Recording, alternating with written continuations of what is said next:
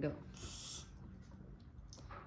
So continue sabi nila, sapagkat siya lamang ang nasa lupa, inakala ni Nur Muhammad na siya si Bathala. Ako si Bathala, sabi niya. Nagkakamali ka, Nur Muhammad, sigaw ni Tuhan. Nagulat si Nur at hinanap ang pinagmulan ng tinig. Ako ang naglumikha sa iyo, sabi ni Tuhan. Hindi magkapaniwala si Nur at hinamon siya ni Tuhan. At hinamon niya si Tuhan. Sa galit, pinuhol ni Tuhan ang kidlat ng kidlat si Nur Muhammad. Tapos,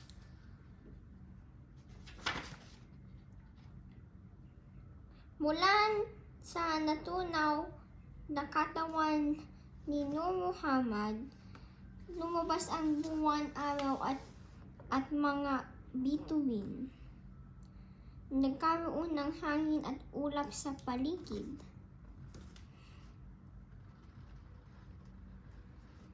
Pagkaraan, nagliparan ang mga ibon sa kulisap. Nagtalunan ang mga isda sa dagat. Nagtakbuhan ang mga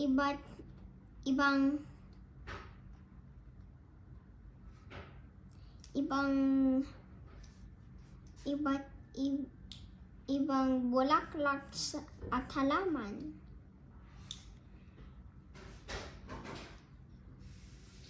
Hindi. Nagtakbuhan ang ibang hayop sa lupa. Tumubo at iba't ibang bulaklak sa halaman.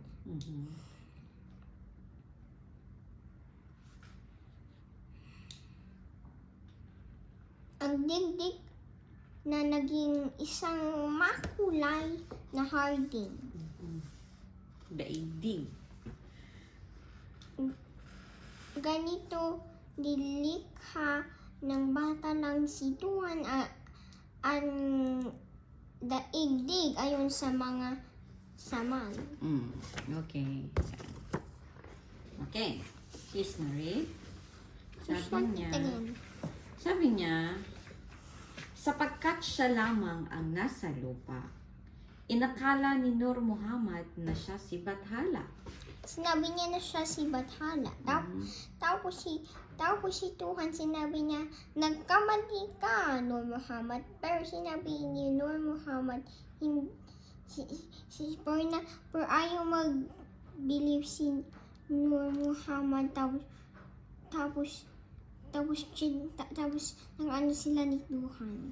Tapos si Tuhan nagalit siya at nag-ano siya kay Nur. Tapos yung mga remains, tapos yung mga, pag na-dissolve na ang body niya, may mga nagpunta from his dissolved body. Tapos sinabi din nila may mga ibon, may mga lupa, tapos madaming things. Tapos may hangin. Tapos sa ganun nagyari. Tapos na. Mami, tapos na.